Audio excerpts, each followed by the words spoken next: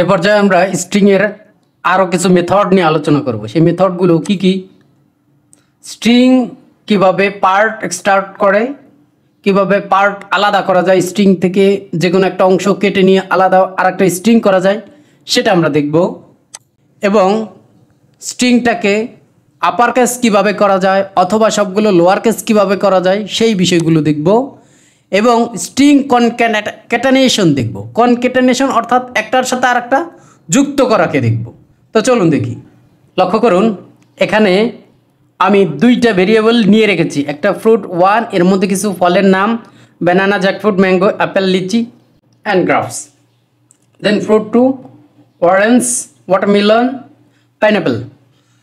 তো এই বিষয়গুলো নিয়ে আমরা এটা আজকে দেখব। আমরা স্ট্রিং এর পার্টগুলো এক্সট্রাক্ট করতে হলে আমাদের তিনটা মেথড এখানে ব্যবহার করতে পারি। একটা হলো স্লাইস, একটা সাবস্ট্রিং, একটা সাবস্ট্রিয়ার। তো সেটা কিভাবে কাজ করে, প্রথমে স্লাইসটা দেখব। স্লাইসটা কিভাবে কাজ করে, পজিশন হিসাবে কাজ করে। যেমন console.log আমরা যদি ফ্রুট স্লাইস করি, যে ফ্রুট স্লাইস করব ডট, এটা কিন্তু ইন্ডেক্স নাম্বার হিসেবে কাজ করবে। স্লাইস, স্লাইস মানে টুকরো করা। 0 পজিশন থেকে আমরা শুধু যদি ব্যানানাটা নেই তাহলে কি হবে, 0 1 2 3 4 পজিশন পর্যন্ত এন্ড করলাম। অর্থাৎ একটা স্টার্টিং নাম্বার দিতে হবে আর একটা এন্ডিং নাম্বার দিতে হবে। তার মানে ব্যানানা আমার আলাদা একটা স্ট্রিং হয়ে গেল। তো সেটা যদি আমরা প্রিন্ট করে দেখতে চাই, কনসোল লগটা আমরা যদি দেখতে চাই, তাহলে আমাদের নোট index.js, দেখুন ব্যানানা এটা আসে না, সরি আর একটা ক্যারেক্টার আসবে আমাদের এখানে 5 পর্যন্ত, তাহলে কিন্তু পুরোটা চলে আসছে। এই যে ব্যানানাটা আমরা স্লাইস করা, অর্থাৎ এই স্ট্রিংটাকে টুকরো করে ব্যানানাটা আমরা নিয়ে আসছি।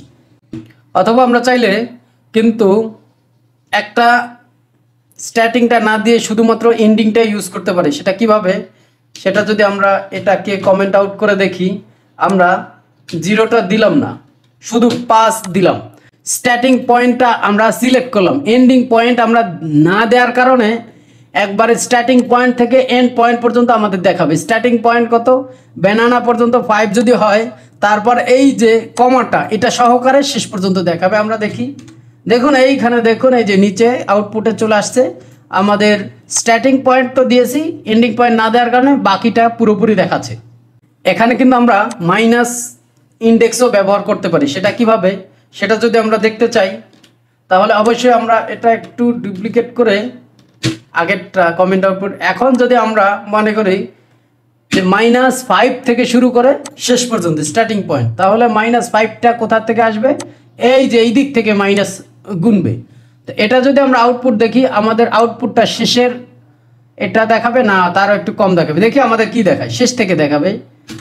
দেখুন এই যে গ্রাফসের জি বাদ দিয়া এই পর্যন্ত, অর্থাৎ মাইনাস থেকে পিছনে থেকে গুনছে, যে স্টার্টিং পয়েন্ট -5 থেকে শেষ পর্যন্ত দেখিয়েছে। আমরা যদি মাইনাস সিলেক্ট করি, স্লাইসের ক্ষেত্রে দুইটা স্টার্টিং পয়েন্টটাও মাইনাস সিলেক্ট করি এবং এন্ডিং পয়েন্টটাও মাইনাস সিলেক্ট করি, সেক্ষেত্রে কি হবে, এ হলো পিছনের দিক থেকে গুনবে, গুনে স্টার্টিং পয়েন্ট ধরুন এইখানে চলে আসছে, এখান থেকে শুরু করে এ -10 আবার পিছন থেকে শুরু করবে -10 যে পর্যন্ত আসবে, এর মাঝখানে যেই ক্যারেক্টারগুলো থাকবে এটার আউটপুট দেখাবে। দেখি আমরা যদি আউটপুটটা দেখি, দেখুন এই যে আউটপুটটা এইরকমভাবে দেখাচ্ছে, মাঝখানের যেইটুকু বাকি আছে সেটুকু আমাদের দেখাচ্ছে সিলেক্ট করে। আমাদের অনেক ক্ষেত্রে আমাদের স্ট্রিংয়ের ক্যারেক্টারগুলো লোয়ার কেসও করতে হয়, আপার কেসও করতে হয়। তো সেক্ষেত্রে আমরা এইভাবে করতে পারি, console.log তো আমরা সরাসরি আউটপুট দেখার জন্য, তাছাড়া আমরা একটা ভেরিয়েবলের মধ্যে রাখলেও রাখতে পারি। যদি আমরা ফ্রুট 2টাকে ধরি, 2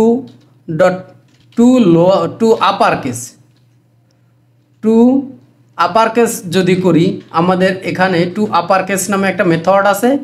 এটা যদি কল করে দেই তাহলে আমাদের এই যে নিচের যেই ফ্রুট 2 এইগুলো সবগুলো আপার কেসে আমাদের দেখাবে। আমরা নোট index.js দিয়ে দেখি, এই দেখুন এখানে সবগুলো কিন্তু আপার কেস দেখাইছে। সেমভাবে লোয়ার কেসে যদি আপনি দেখতে চান, console.log ফ্রুট টু এই দেখি fruit two dot to lower case, to lower case call করে দিলাম। দেওয়ার সাথে সাথে আপনি লক্ষ্য করুন প্রথমে একবার দেখাচ্ছে আপার কেসে, কারণ এটা আমরা আপার কেসে দেখেছি, এবং টু লোয়ার কেস করে লোয়ার কেসে দেখেছি। তো এর মধ্যে 2-3টা মেথড আছে এর আলাদা আলাদা একই ব্যবহারে। তো to local lower case, to lower case, to upper case, to local upper case, এইভাবে মেথড আছে। এটা আমাদের প্রয়োজন অনুযায়ী ব্যবহার করবো। আপাতত এই দুইটা জেনে নিন। এখন এ পর্যায়ে আমরা দেখব স্ট্রিং কনক্যাটেনেশন। কনক্যাটেনেশন বলতে আমি যোগ করার। আমি যদি কনসোল ডট লগ লিখে সরাসরি দেখতে চাই যে আমাদের ফ্রুট টু প্লাস একটা স্ট্রিং লিখে আর একটা ফ্রুট আমরা যদি লিখি, আমরা আমলা লিখলে এটা কিন্তু এটার সাথে কনক্যাটেনেট অর্থাৎ যুক্ত হয়ে আমাদের রেজাল্ট দিবে। আমরা নোট index.js এটা আউটপুটটা দেখব। এই যে নিচে দেখুন, এই যে আমলা এটার সাথে যুক্ত হয়ে গেছে। কিন্তু আমরা যদি এটার আউটপুটগুলো একটু বন্ধ করে দেই তাহলে আমাদের দেখতে সুবিধা হবে। হ্যাঁ, এখন আমাদের শুধু নিচেরটা দেখাবে। দেখুন এই যে পাইনাপেল আমলা এর সাথে যুক্ত হয়ে গেছে। আমরা যদি একটা কমা সেপারেট করে দেই তাহলে কিন্তু আপনাদের বুঝতে আরো সুবিধা হবে। তাহলে মনে হবে এই স্ট্রিং এর সাথে এটা দেখুন, এই যে আমলা চলে আসছে।